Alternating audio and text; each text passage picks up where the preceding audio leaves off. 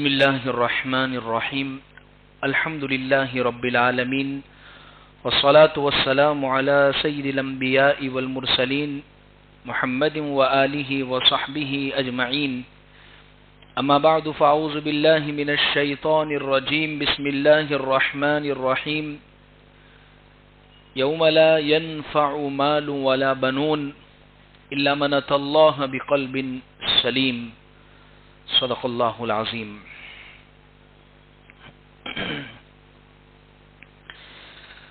عزیز بزرگوں، قرآن مجید کی میں نے ایک آیت پڑھی ہے۔ اس آیت کا ترجمہ یہ ہوتا ہے، اللہ فرماتے ہیں قرآن میں، اس دن یعنی قیامت والے دن کسی بھی انسان کو نہ اس کا مال فائدہ دے گا نہ اس کی اولاد فائدہ دے گی۔ بھئی دنیا کے اندر تو انسان کو مال بہت فائدہ دیتا ہے، کھانے کی ضرورت پوری کرتا ہے، رہنے کا مکان، بہت ساری جگہوں پر یہ مال اس کے بڑے کام میں آ جاتا ہے۔ ایسے ہی اولاد بھی ہے، خدمت، ماں باپ کا خیال رکھنا اور بہت ساری ایسی ضرورتیں ہیں تو جس کے ذریعے سے مال اور اولاد ایک ایسی نعمت ہے کہ انسان کو دنیا میں ان سے فائدہ ہوتا ہے، لیکن قیامت والے دن بھی کیا یہ دونوں نعمتیں فائدہ پہنچا سکیں گے؟ یعنی مال کیا فائدہ پہنچا سکے گا، اولاد کیا فائدہ پہنچا سکے گی؟ اللہ قرآن میں ایک جگہ پر مال کے بارے میں فرماتے ہیں، اگر انسان کل قیامت کے دن اپنے بچنے کے لیے اس دنیا کا سارا مال بھی اللہ کو دے دے گا، پھر بھی مال دے کر وہ نہیں چھوٹ سکے گا، اس لیے کہ مال آخرت میں چلے گا ہی نہیں۔ اولاد فائدہ دے گی یا نہیں دے گی؟ سورہ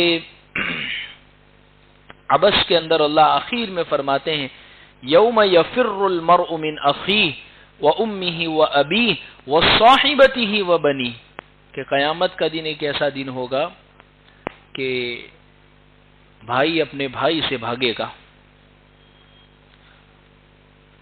اپنے ماں باپ سے بھاگے گا، اپنی بیوی سے بھاگے گا اور اپنی اولاد سے بھاگے گا، کہ کہیں ملاقات ہو، ملے اور کوئی نیکی کا سوال نہ کر لے وے۔ لہذا یہ تمام کے تمام آخرت میں کوئی فائدہ نہیں دے سکیں گے۔ ہاں اللہ فرماتے ہیں قرآن میں، مگر ایک چیز انسان کو فائدہ دے گی اور وہ یہ ہے اِلَّا مَنْ أَتَى اللَّهَ بِقَلْبٍ سَلِيمٍ، مگر جو اللہ کے یہاں پر صحیح اور صاف ستھرا دل لے کر آوے۔ میں نے گزشتہ جمعہ میں بھی آپ کے سامنے ذکر کیا تھا، حضور نے فرمایا کہ سب سے افضل آدمی کی دو نشانی ہیں، ایک تو یہ ہے زبان کا سچا ہو اور دل کا صاف ستھرا ہو۔ تو یہ دل کی درستگی بہت زیادہ اہم ہے۔ یہ دل انسان کا صحیح کیسے ہوگا؟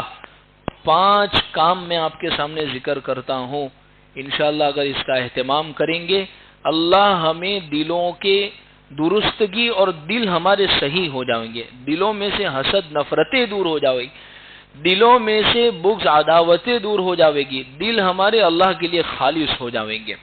کون سے ہیں وہ 5 کام؟ سب سے پہلا تو یہ ہے اللہ کو کثرت سے یاد کرنا، بہت زیادہ اللہ کو یاد کرنا، ذکر کرنا جس کو کہتے ہیں۔ اللہ قرآن میں فرماتے ہیں فَاذْكُرُونِي أَذْكُرْكُمْ، میرے بندو تم مجھے یاد کرو میں تمہیں یاد کروں گا۔ تم مجھے اپنی مسجدوں میں، اپنے گھروں میں، اپنے کاروبار میں، اپنی جگہوں پر رہتے ہوئے یاد کرو گے، میں تمہیں ان جگہوں پر یاد کروں گا جن جگہوں پر سننے والے فرشتے ہوں گے، اور فرشتوں کی مجلسوں میں تمہارا تذکرہ کروں گا کہ میرے بندے نے مجھے یاد کیا ہے، میرے بندے نے ذکر کیا ہے۔ اس لیے اللہ تبارک و تعالی کو شکر کرنے والا دل اور ذکر کرنے والی زبان جو ہے وہ بہت پسند ہے۔ ہم اپنی زندگی میں ذکر کے کچھ معمولات لاویں، ہم ذرا غور کریں صبح سے شام تک ہم اللہ کا ذکر کتنا کرتے ہیں؟ تسبیحات کی پابندی کتنی کرتے ہیں، اللہ کو یاد کتنا کرتے ہیں.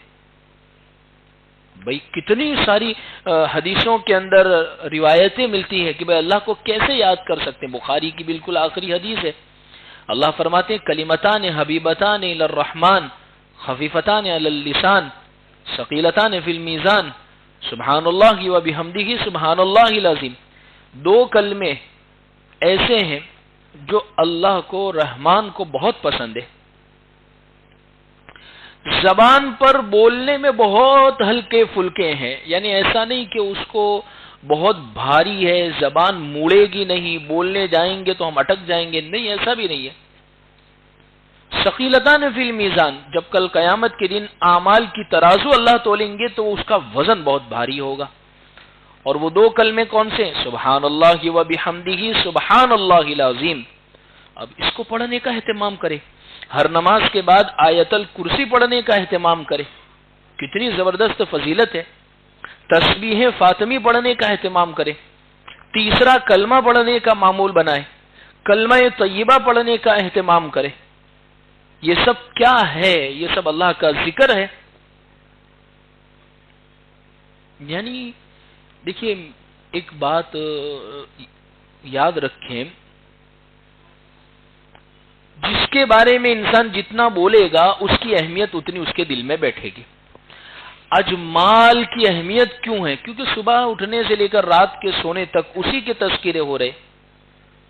بھئی صبح آنکھ کھلی تو گھر میں کسی چیز کی ضرورت، مال چاہیے. اولاد کو کوئی تکلیف ہو گئی، ہسپتال لے کر جانا ہے، مال چاہیے. کاروبار میں مال کما رہے، دوستوں میں بیٹھے ہیں، مال کا تذکرہ، انسان کے دماغ پر مال سوار ہے. تو اتنا اہمیت ہو گیا کہ لوگ اب ایک دوسروں کو جو جج کرتے ہیں، ان کو فیصلے کرتے ہیں، وہ مال کے اعتبار سے اہمیت دے رہے. کیوں؟ اس کو بولا اتنا گیا، اس کو سنا اتنا گیا، اس کے تذکرے اتنے ہوئے ہیں، اس کی اہمیت اتنی زیادہ ہے.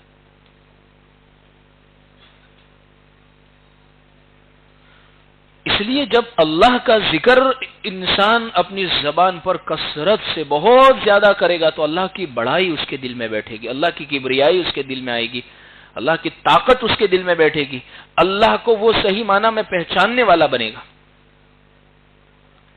تو لہذا اگر ہم چاہتے ہیں ہمارے دل درست ہو جاوے، صحیح ہو جاوے، سب سے پہلا کام یہ کرے کہ اللہ کو بہت یاد کرے.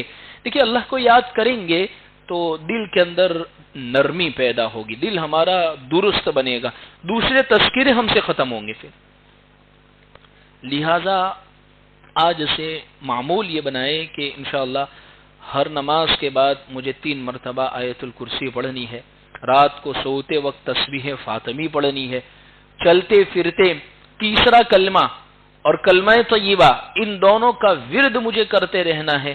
جب یہ چیزیں زبان پر ہوگی اللہ کو بڑی پسند آئے گی، اور جب اللہ کو پسند آئے گی تو اللہ ہمارا تذکرہ فرشتوں کے سامنے کریں گے کہ یہ بندہ بہت کثرت سے میرا ذکر کرتا ہے. تو پہلا کام تو ہمیں یہ کرنا ہے انشاءاللہ کہ کثرت سے ہمیں ذکر کرنا ہے. دوسرا کام جو کرنا ہے وہ ہے موت کو کثرت سے یاد کرنا ہے، موت کا تذکرہ. یہی ایک چیز ہے جس سے دل نرم ہو سکتے ہیں، ورنہ دنیا کی خواہشات، بھئی انسان کمانے کے پیچھے اور اسی طریقے سے مال کے پیچھے کیوں پڑا ہوا ہے؟ وہ اپنی موت بھول چکا ہے. اب دیکھیے نا کہ جیسے ہی گھر میں اچانک سے موت ہوتی ہے، نمازوں کی پابندی، قرآن کی تلاوت کیوں بڑھ جاتی ہے؟ کیونکہ ایک دم سے موت کا تذکرہ ہو گیا ہے گھر میں کہ بھئی ایسے ہی جانا ہے. اور اگر اچانک والی موت ہو گئی، جوانی والی موت ہو گئی تو انسان کو اور بھی زیادہ جھٹکا لگتا ہے. پھر وہ سوچتا ہے کہ اللہ ایسے ہی ہمیں بھی چلے جانا ہے. یہ تو صبح شام کی دنیاوی مشغولی ہمیں موت یاد کرنے نہیں دیتی ہے، ورنہ حقیقت میں موت ایک ایسی چیز ہے اچانک سے سر پر آ کر کھڑی ہو جائے گی، پھر انسان نہ اسے بھگا سکے گا نہ آگے پیچھے کر سکے گا. اللہ قرآن میں فرماتے ہیں سورہ منافقون میں بالکل آخر میں وَأَنفِقُوا مِمَّا رَزَقْنَاكُم مِّن قَبْلِ أَن يَأْتِيَ أَحَدَكُمُ الْمَوْتُ، اس سے پہلے اللہ کے راستے میں خرچ کر لو، اس سے پہلے تم نیکی کر لو کہ تمہیں موت آ جاوے. فَيَقُولَ رَبِّ لَوْلَا أَخَّرْتَنِي، پھر انسان یوں کہتا پھرے گا اللہ تھوڑی سی مہلت مل جائے گی مجھے. تو الغرض موت کو ہم کثرت سے یاد کریں. صحابہ کرام اپنی موت کا تذکرہ اپنی مجلسوں میں کرتے تھے. پیارے آقا صلی اللہ علیہ وسلم باقاعدہ صحابہ کرام کو موت کیسے یاد کرنی، موت کا ذکر کیسے ہو، ایک حدیث میں فرمایا اکثر و ذکر حازم اللذات یعنی الموت، لذتوں کو توڑنے والی اگر کوئی چیز یہ دنیا میں ہے تو وہ صرف موت ہے. انسان جب لذتوں میں پھنستا ہے، خواہشات، دل سخت ہو گیا، دل کے اندر نرمی نہیں آ رہی ہے، نمازوں کی توفیق نہیں ہو رہی ہے، گناہوں میں دل پھنس چکا ہے، اس کو چاہیے کہ موت کو یاد کرنا، موت کے تذکرے، موت کے احوال. ارے یہ کچھ نہیں ہوتا تو کم از کم ایسی جگہوں پر جہاں بہت قریب سے لوگ اپنی موتوں کو دیکھ رہے ہیں، ہسپتال میں جائیں اور وہاں جا کر لوگوں کے احوال، اور خاص طور پر وہ وارڈ جہاں پر لا علاج بیماریوں کے اندر لوگ مبتلا ہو چکے، وہاں جائیں گے تو انسان کو اپنی موت کی فکر آئے گی کہ یا اللہ مجھے بھی تو مرنا ہے، مجھے بھی تو آپ کے پاس آنا ہے، میں کوئی ہمیشہ رہنے کے لیے نہیں آیا ہوں. یہ جب انسان کے دل میں جب بات بیٹھے گی تو پھر اس کے ذریعے سے اس کا دل نرم ہوگا، اور دل نرم ہوگا عبادت کی توفیق ہوگی. لہذا دوسرا کام یہ کرنا ہے، موت کو کثرت سے یاد کرنا ہے. اور ہمارے لیے تو حضرت تھانوی رحمۃ اللہ علیہ نے موت کا مراقبہ بھی لکھا ہے اپنی کتاب میں. موت کو کیسے یاد کریں، موت کی نگرانی کیسے کریں، موت کا تذکرہ کیسے کریں، موت کا مراقبہ کیسے ہو سکتا ہے. تو حضرت تھانوی رحمۃ اللہ علیہ نے لکھا ہے روزانہ رات میں جب سونے کے لیے لیٹیں، جب اپنے کمرے کا دروازہ بند کرے تو سوچے اپنے قبر کے بند ہونے کو تختوں کے ذریعے سے، پاٹیوں کے ذریعے سے. جب چادر اوڑھے تو اس بات کو سوچے کہ ایک دن مجھے کفن کی چادر پہنائی جائے گی. جب روم کی لائٹ وغیرہ بند کرے تو اس بات کو سوچے قبر کی اندھیری گھڑی کے اندر کوئی شخص نہیں ہوگا جو میرا ساتھ دینے والا ہوگا. یہ تذکرے ایسی چیز ہے جو انسان کے دل کو نرم کرتے ہیں. تو لہذا عزیز بزرگوں، ایسے اگر ہم اس کا مراقبہ کریں گے، اس کی مشق کریں گے تو انشاءاللہ اللہ ہمارے دلوں کی سختی کو بھی دور کریں گے، دل بھی اس کے ذریعے سے نرم ہوں گے، اطاعت کی، عبادت کی بھی توفیق ہوگی. تیسرا کام یہ کریں دل کی سختی دور کرنے کے لیے، دل کو نرم کرنے کے لیے، یتیموں اور مسکینوں کے ساتھ احسان کا معاملہ کریں، بھلائی کا معاملہ کریں. قرآن مجید میں اللہ فرماتے ارائیت الذی یکذب بالدین، آپ کو بتائیں ایسا شخص جو دین کو جھٹلاتا ہے. فذلک الذی یدع الیتیم، یہ وہ شخص ہے جو یتیم کو دھکا دیتا ہے. ولا یحض علی طعام المسکین، نہ خود کھلاتا ہے مسکین کو اور کھلا رہے ہوتے ہیں ان کو بھی اس سے روک دیتا ہے. ان آیتوں میں اللہ رب العزت نے ایسے شخص کا تذکرہ فرمایا جو نہ یتیموں کے حال پر رحم کھاتا ہے، نہ جو مسکینوں کے، لاچاروں کے اور فقیروں کے حال پر رحم کھاتا ہے. یتیم کسے کہتے ہیں؟ یتیم کہتے ہیں بالغ ہونے سے پہلے کسی کے والد کا انتقال ہو گیا ہو، اس بچے کو، اس بچی کو، اس کو کہتے ہیں یتیم. ان کے سروں پر ہاتھ پھیرنا، لکھا ہے کتابوں کے اندر، یتیم کے ساتھ جو شفقت کا معاملہ کرے، نرمی کا معاملہ کرے، محبت کا معاملہ کرے یتیم کے ساتھ، اللہ اس کے ساتھ خیر خواہی کا معاملہ فرماتے ہیں. قرآن میں ہے جب یتیموں کے ساتھ نرمی کے معاملے کی قرآن کی آیتیں نازل ہوئی تو صحابہ کرام فرماتے ہیں کہ آیت ہے جس کا مفہوم یہ ہے وَلَا تَأْكُلُوا أَمْوَالَكُمْ، کہ تم یتیموں کے مالوں کو ناحق مت کھاؤ. صحابہ اتنا احتیاط کرنے لگے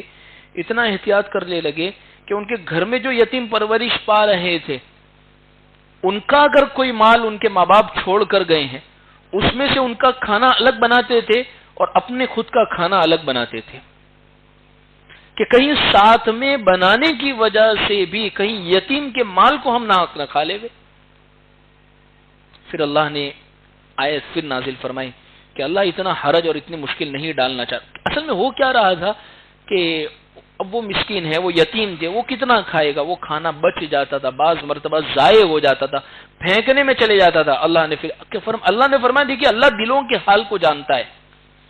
دیکھیے بہت ساری نیکیاں کرنے کے اندر کچھ نقص ہم سے ہو جاتے ہیں، لیکن اللہ تو دلوں کے حال سے واقف ہے.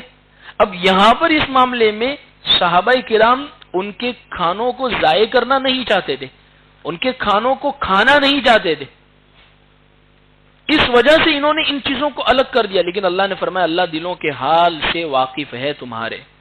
خیر میں تو اس واقعے سے اور ان آیتوں سے تیسری بات یہ بتلانا چاہتا ہوں، دلوں کی نرمی اللہ نے اگر رکھی ہے تو یتیموں کے سروں پر ہاتھ پھیرنے سے اور مسکینوں کے ساتھ اچھا سلوک کرنے کے اندر اللہ نے دلوں کی نرمی کو رکھی ہے. اگر کوئی یتیم ہے، خاندان میں ہے، رشتہ داروں میں ہے، پڑوس میں ہے، مدرسے میں ہے، کوئی کیوں پہچانتے تو اس کے ساتھ احسان کا معاملہ فرماوے، احسان کا معاملہ فرمائے، نرمی کا معاملہ فرماوے. بعض کتابوں میں بھی یہ بات ملتی ہے یتیم کے سر پر ہاتھ پھیر دیتے اللہ اس کے گناہوں کو معاف کر دیتے. اس لیے آپ دیکھیے پیارے آقا خود یتیم آئے ہیں اس دنیا میں تاکہ یتیموں کی قدر اس دنیا کے اندر ہو. بعض لوگ یتیموں کے مال بھی کھا جاتے ہیں، بعض لوگ یتیموں کے اوپر بھی سختیاں کرنے لگ جاتے ہیں، بعض لوگ یتیموں کے اوپر بھی ظلم کرنے لگ جاتے ہیں. تو اس سے بڑا بدبخت کون ہوگا؟ اس لیے امام ابو حنیفہ رحمۃ اللہ علیہ نے ایک مسئلہ لکھا ہے، اگر کسی شخص کے والد کا انتقال ہو جاوے اور اس کو وراثت کے اندر اس کے والد کی طرف سے کوئی حق اور کوئی حصہ ملا ہے، رشتہ داروں کی یہ ذمہ داری بنتی ہے کہ اس کے بالغ ہونے تک، اس کے سمجھداری آ جانے تک اس مال کی حفاظت کرے. اس مال کے اندر کچھ فائدہ اس کے لیے ہو سکتا ہے تو اس کی وہ کوشش کرے. بعض مرتبہ یہ ہوتا ہے کہ لوگ یتیموں کا ہی مال کھا جاتے ہیں ناحق طریقے پر، اسی کو قرآن میں فرمایا.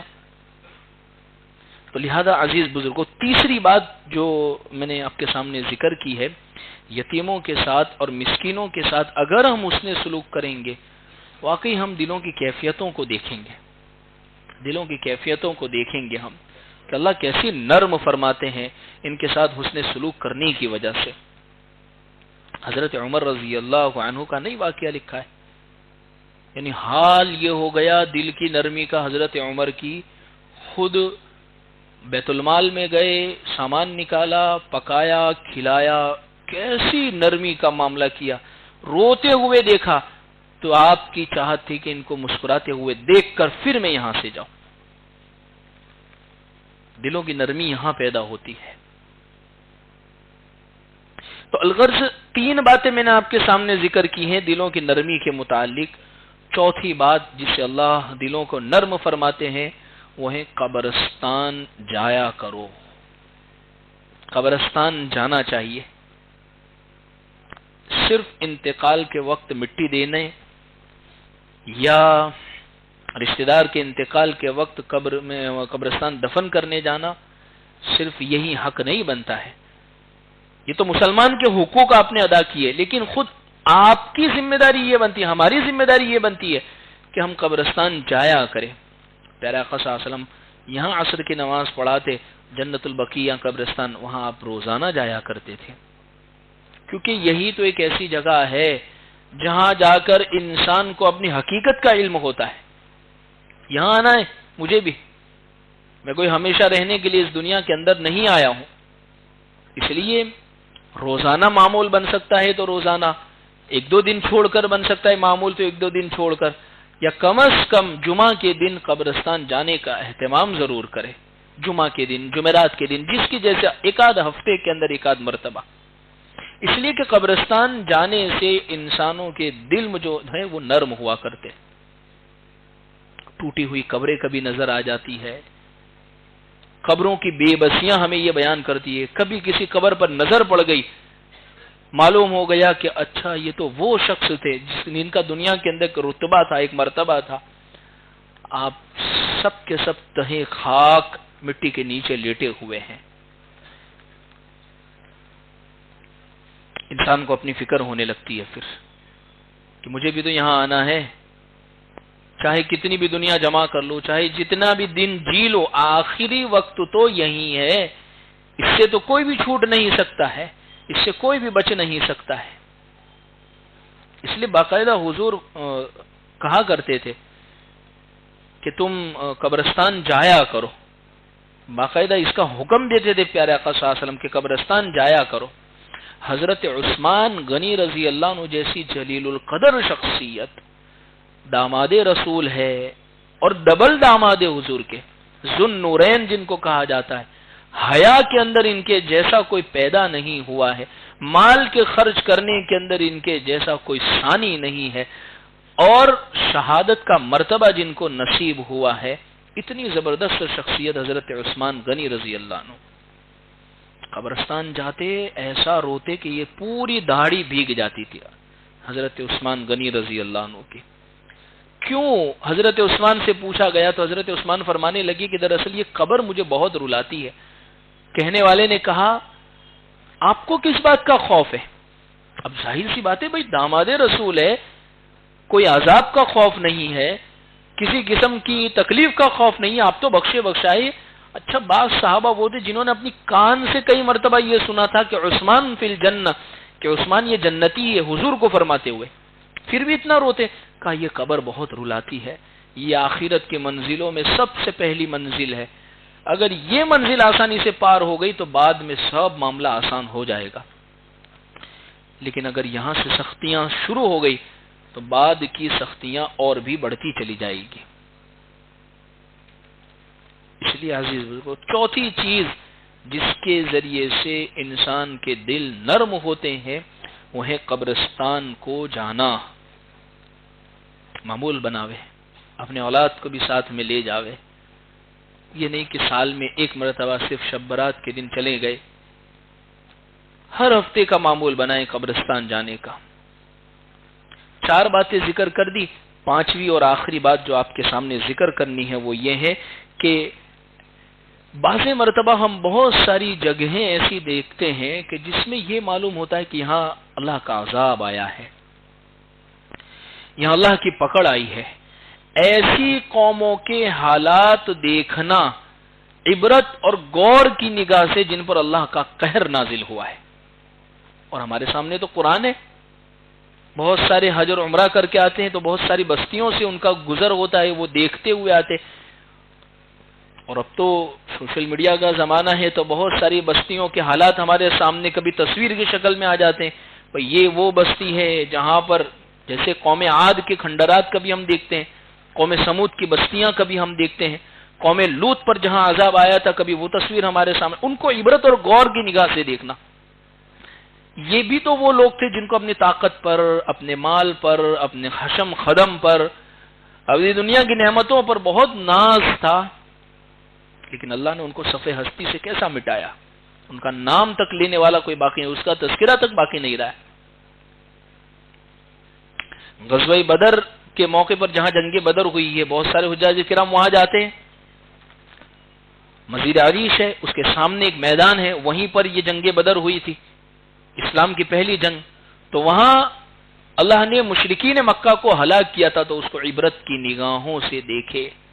جتنی بھی جگہ ہیں جہاں پر اللہ کا عذاب آیا ہے، جہاں پر اللہ کا کوڑا برسا ہے، اس کو عبرت کی نگاہوں سے دیکھیں۔ جب عبرت کی نگاہوں سے دیکھیں گے تو انسان کا دل تڑپ جائے گا۔